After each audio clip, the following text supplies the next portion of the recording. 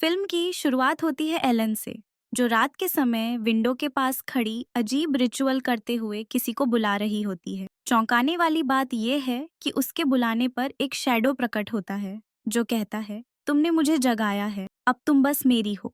Elon ने सिर हिलाया और जैसे ही उसने हाँ में जवाब दिया, वो अगले ही पल किसी और दुनिया में पहुंच जाती है, जहां वो मिस्टीरियस क्रीचर करीब आ जाते हैं। अचानक वही क्रीचर एलन को टॉर्चर करने लगता है, उससे पहले कि वो उसके जुल्म में दम तोड़ दे। तभी उसकी आंख अपने बेड पर खुल जाती है। काफी सालों बाद हम एलन को उसके हस्बैंड थॉमस के साथ देखते हैं। एलन ने हाल ही में शादी की है और थॉमस, जो एक रियल एस्टेट एजेंट है, को कंपनी की ओर से ट्रांसिल्वेनिया जाने का ऑर्डर मिला है। उसे ट्रांसिल्वेनिया जाकर अपने क्लाइंट काउंट और लॉक के लिए घर ढूंढना है, क्योंकि काउंट और लॉक खुद ये काम नहीं कर सकते, ये काफी बूढ़े हैं। एलन नहीं चाहती कि थॉमस उसे छोड़कर जाए, पर मजबूरी में उसे जाना पड़ता है। जाने से पहले एलन को उसके दोस्त फ्रेडरिक के परिवार के पास छोड़ दिया जाता है। उसने बताया था कि उसे हाल ही में डरावने नाइटमेयर्स आने लगे हैं और अगर थॉमस दूर चला गया तो कुछ बहुत बुरा हो सकता है। पर थॉमस ने समझाया कि ये सब दिमाग का वहम है। एलन ने थॉमस को एक लॉकेट दिया जो उसे हमेशा जल्दी वापस आने की याद दिलाएगा। इसके बाद सीन कट होता है और एक मिस्टीरियस आदमी दिखाई देता है जो अपने गेट पर पेंटाग्राम बनाकर बहुत सारी लाइट्स जलाता है और कुछ रिचुअल कर रहा होता है। ये कौन है और ऐसा क्यों कर रहा है, आगे जाकर पता चलेगा। फिर दिखाया जाता है कि थॉमस ट्रांसिल्वेनिया के करीब पहुंच चुका है। जब उसने स्थानीय लोगों से ट्रांसिल्वेनिया में काउंट और लॉक के कैसल का रास्ता पूछा तो सभी ने घबराकर उसे सलाह दी, तुम काउंट और लॉक के पास मत जाना, क्योंकि वहां उनका नाम लेना भी खराब माना जाता है। रात में थॉमस उन्हीं के पास ठहरता है। अगली सुबह उसकी आंख अजीब शोर से खुलती है। बाहर जाकर उसने देखा कि कई लोग एक लड़की को बिना कपड़ों के घोड़े पर बैठाकर कहीं ले जा रहे हैं। वो लड़की उतरती है, कब्र खोलते हुए एक आदमी के दिल में खंजर वार करती है, जिससे उसका मुंह खून से लहू हो जाता है। इसी पल थॉमस की आंख खुल जाती है और बाद में पता चलता है कि ये सब उसका सपना था। आंख खुलते ही थॉमस ने अपना सफर फिर से जारी किया, पर बाहर देखता है कि पूरा गांव खाली है। रातों रात गांव के लोग कहाँ चले गए, ये बड़ा ही अजीब था। रास्ते में उसकी टक्कर एक तांगा गाड़ी से हो जाती है। शुक्र है कि वो इस हादसे से बच जाता है, पर आसपास कोई नहीं था। शायद वो तांगा सिर्फ उसे लेने आया था। वो चुपचाप गाड़ी में बैठ जाता है, पर जैसे ही बैठता है उसकी तबीयत बिगड़ने लगती है। फिर भी उसका मकसद था कि वो अपने क्लाइंट से मिल सके।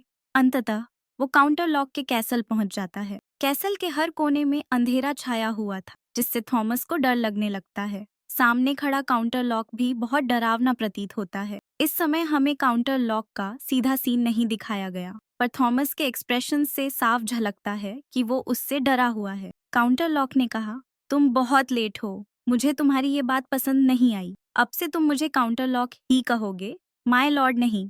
इसके बाद उसने थॉमस को कुछ खाने का ऑफर किया। डरते डरते जब थॉमस ने ब्रेक लगाने की कोशिश की, उसकी उंगली घट गई और फौरन काउंटर लॉक ने उसका हाथ पकड़कर कहा, मैं तुम्हारी पट्टी कर देता हूँ, जिससे वो बेहोश हो गया। जब थॉमस को होश आया तो कैसल में कोई नहीं था। काउंट और लॉक भी गायब थे। घबराहट बढ़ने पर काउंट और लॉक उसके पास एक कॉन्ट्रैक्ट लेकर आए। थॉमस को ये कॉन्ट्रैक्ट किसी अज्ञात लैंग्वेज में लिखा दिखा, जिसे समझना मुश्किल था।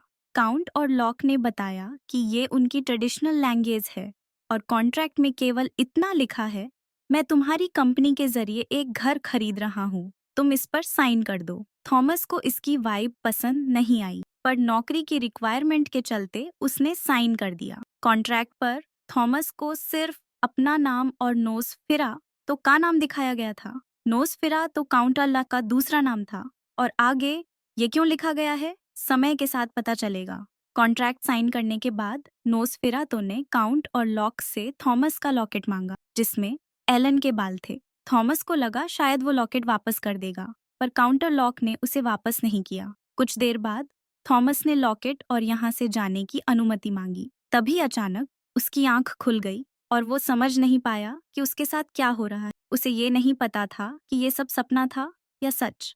उसी समय उसके शरीर पर किसी के दांतों के निशान भी दिख रहे थे, जिससे वो और भी परेशान हो गया। फिर नोसफेरातु को दिखाया जाता है, जो उस लॉकेट को लेकर अजीब औगरीब लैंग्वेज में कुछ बोलता रहता है और बार बार एलन का नाम लेता है, जिससे समुद्रों पार एलन भी पोजेस हो रही होती है। अंत में काउंट और लॉक थॉमस के पास आते हैं, उसे बेहोश कर देते हैं, फिर दांतों से काटकर उसका खून पीने लगते हैं। अंत में रिवील होता है कि काउंट और लॉक असल में एक ड्रैकुला हैं, एक वैम्पायर। वही दूसरी ओर एलन, जिसे नोसफेरातु यानी ड्रैकुला ने अपनी पावर से पोजेस कर लिया था।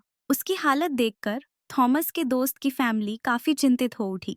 उन्होंने डॉक्टर को बुलाया, जिन्होंने सारे टेस्ट कर लिए और निष्कर्ष निकाला कि शायद एलन को कोई मेंटल इलनेस है। कुछ देर बाद जब एलन होश में आई तो वो इस बात से परेशान हो गई कि थॉमस कैसा होगा, क्योंकि उसे काफी समय हो चुका था और थॉमस ने अभी तक कोई लेटर नहीं भेजा था।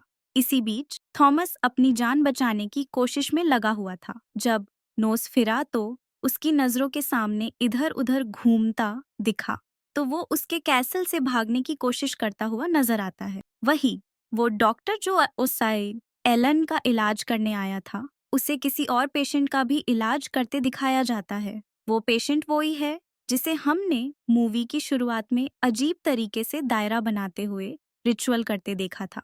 उस पेशेंट ने पूरे कमरे में अजीब ड्राइंग्स बनाए हुए थे और पोजेस हालत में डॉक्टर फ्रेडरिक को बताता है, मेरा लॉर्ड काउंट और लॉक है। ये कहते ही वो डॉक्टर फ्रेडरिक पर हमला कर देता है, मानो उसका खून पीना चाहता हो। साफ तौर पर वो ड्राकोला केनी, काउंट और लॉक का एक गुलाम था जो उनके लिए इंसानों का खून जमा करता था।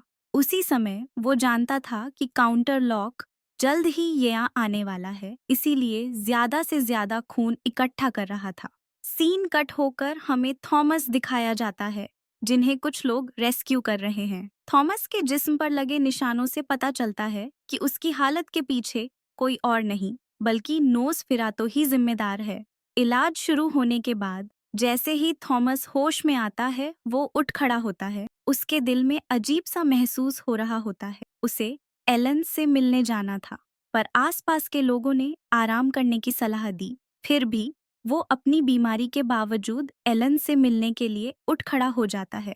दूसरी ओर दिखाया जाता है कि अब काउंट और लॉक अपने कॉफी में बंद होकर थॉमस के शहर की ओर निकल चुके हैं। साथ ही ये कुछ पढ़ भी रहे हैं जिसे दूर बैठी एलन सुन पा रही होती है। साथ ही वो आदमी जो काउंटर लॉक की पूजा करता था, ये जान जाता है कि काउंटर लॉक रास्ते में है। जब थॉमस के शहर के पोर्ट पर एक शिप आती है, तो उसमें कई चूहे तबाही मचाने लगते हैं और वही तबाही जल्द ही थॉमस के शहर में भी फैल जाती है, क्योंकि जहाँ भी काउंटर लॉक आता है वहाँ प्लेग यानी वबा और बीमारी फैल जाती है। ये चूहे शिप में मौजूद सभी लोगों को मारने लगते हैं और एक आदमी को समझ में आता है कि ये चूहे काउंट और लॉक के कॉफिन से निकल रहे हैं। वो जाकर कॉफिन खोलकर उन्हें मारने की कोशिश करता है, परंतु अंत में काउंट और लॉक उसे ही पकड़ लेते हैं और मार खा जाते हैं। उसी बीच एलन का इलाज करने के लिए डॉक्टर फ्रेडरिक के साथ एक और डॉक्टर आ जाता है। अब एलन को बांध कर रखा जाता है। एलन बचकर डॉक्टर से बताती है, कभी कभी मुझे ऐसा लगता है कि मेरी सोल इस दुनिया को छोड़कर कहीं और चली जाती है और आजकल तो मुझे फ्यूचर में होने वाली घटनाओं का पहले से पता चल जाता है। उसे समझ नहीं आता कि उसके साथ क्या हो रहा है। उसे ऐसी आवाजें सुनाई देती हैं मानो कोई उसके कानों में बोल रहा हो, पर वो स्पष्ट नहीं होता। साथ ही उसे बहुत डरावने ख्वाब भी आते हैं, जिनसे वो हमेशा डर कर उठ जाती है। बात करते करते ही एलन की तबीयत बिगड़ जाती है और उसकी बॉडी में जोरदार झटके लगने लगते हैं। इस दौरान डॉक्टर फ्रेडरिक उसे एक नीडल लगाते हैं, जिससे उसे दर्द महसूस नहीं होता और वो महसूस करते हैं कि फिर से एलन की सोल इस दुनिया को छोड़कर कहीं और चली गई है।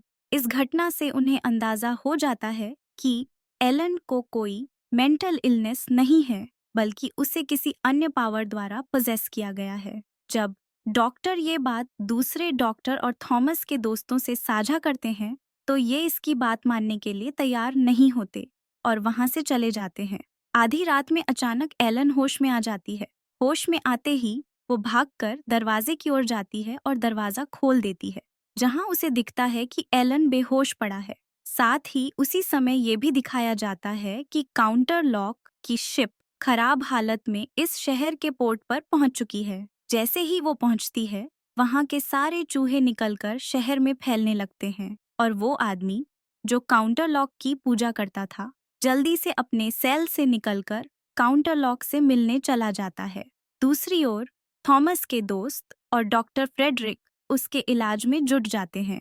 दिन ब दिन शहर की हालत बिगड़ती जा रही है। चूहे पूरे शहर में बीमारी फैला रहे हैं, लोग मर रहे हैं और खाने की भी कमी पड़ने लगी है। इसी बीच काउंटर लॉक और उसके गुलाम की बातें सुनाई देने लगती हैं। काउंटर लॉक कहता है, मैं एलन को जबरदस्ती अपने साथ नहीं ले जा सकता।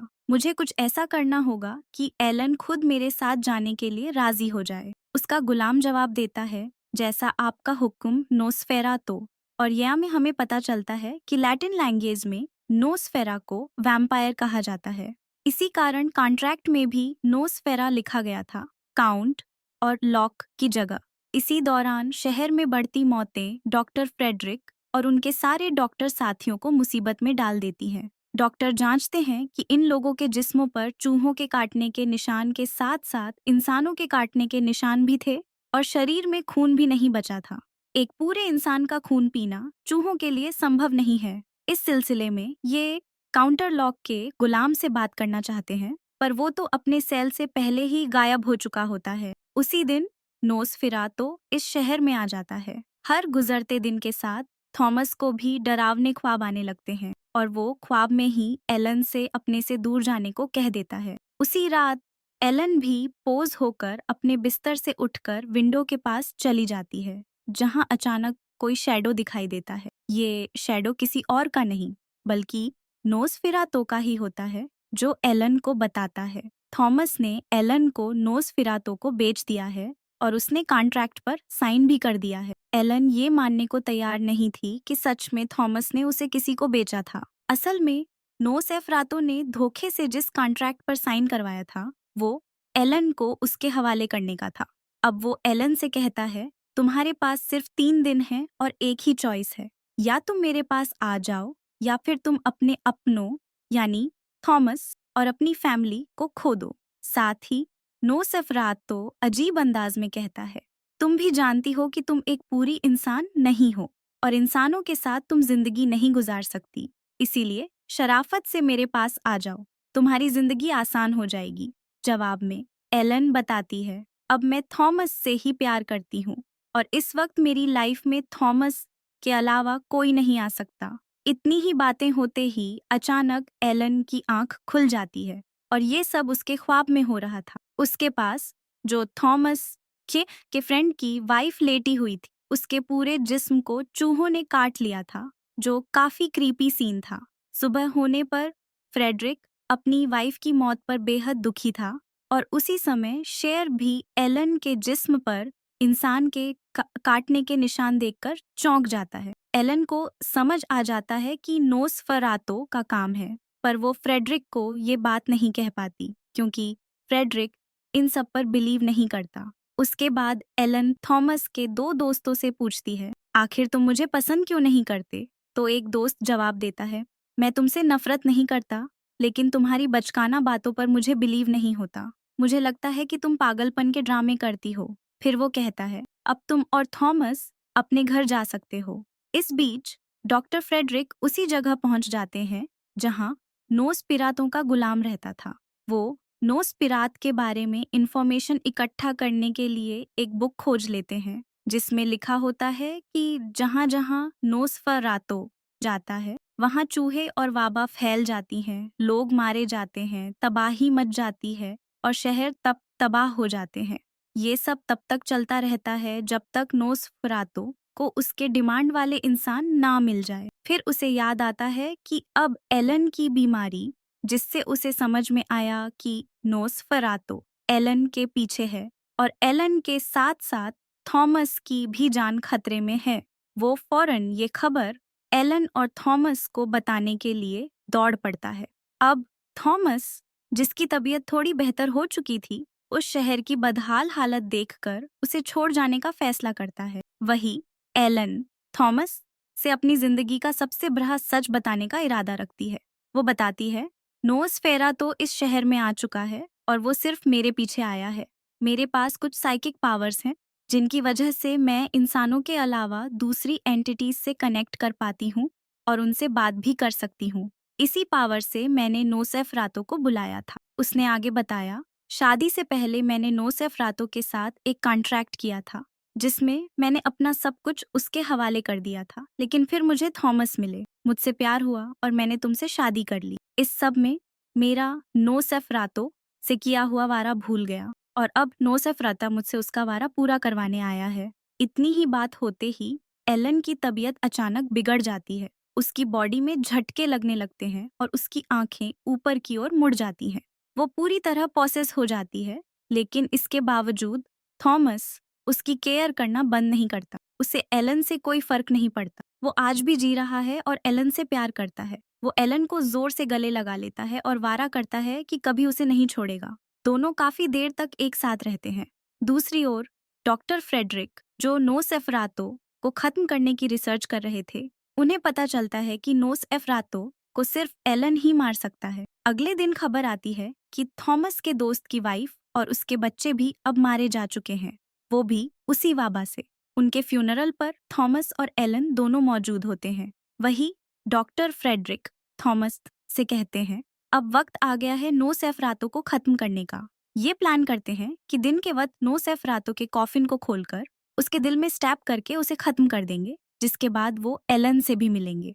ये जानते हैं कि नोसेफरातो एलन का बहुत बड़ा किरदार है। उन्होंने एलन से कहा, तुम्हें अपना अधूरा काम पूरा करना है और मैं इस दौरान थॉमस को अपने साथ रखूंगा। अगले दिन थॉमस, डॉक्टर फ्रेडरिक और अन्य डॉक्टर मिलकर नोसफेरातो के कॉफिन की खोज में निकल पड़ते हैं। वहीं उन्हें ये भी पता चलता है कि थॉमस के दोस्त ने खुदकुशी कर ली थी। इस दुखद खबर से थॉमस को गहरा आघात पहुंचता है, पर उसे मिशन पूरा करना पड़ता है। घर पर दिखाया जाता है कि थॉमस के जाने के बाद एलन एक दुल्हन की तरह सज जाती है। आखिरकार थॉमस और उसके साथियों को नोसफेरातो का कॉफिन मिल जाता है। ये कॉफिन खोलकर नोसफेरातो को मारने की कोशिश करते हैं, पर अंदर उन्हें नोसफेरातो नहीं मिलता, बल्कि उसका एक गुलाम होता है। अंततः, जैसा कि हम जानते हैं, नोसफेरातो एलन के बुलाने पर उसके पास चला आता है। नोसफेरातो एलन के पास पहुंचते ही एलन उससे कहती है, मैं अब अपना अधूरा वारा पूरा करना चाहती हूँ। मैं अब तुम्हारी हूँ। ये कहते ही नोसफेरातो उसे गले लगा लेता है और उसकी चेस्ट पर स्टैब करके उसका खून पीना शुरू कर देता है। नोसफेरातो एलन का खून पीते पीते खो जाता है और उसी समय सुबह हो जाती है। जैसे ही सुबह का सूरज निकलता है, नोसफेरातो को इसका एहसास नहीं होता कि सूरज की रोशनी पड़ते ही नोसफेरा जलने लग जाता है और धीरे धीरे मर भी जाता है। उसके मरते ही एलन आजाद हो जाती है। वो बेड पर लेटते ही खुद मर जाती है, क्योंकि उसके अंदर का सारा खून नोसफेरातो पी चुका था। जब थॉमस घर आता है तो उसे नोसफेरातो के साथ साथ एलन की भी लाश बेड पर मिलती है और ये देखकर थॉमस पूरी तरह टूट जाता है। फिल्म का अंत इसी नोट पर आता है, जहां नोसफेरातो के मरते ही शहर से सब कुछ, बाबा का सारा सीन और यहाँ तक कि रोहे भी जादुई तौर पर गायब हो जाते हैं।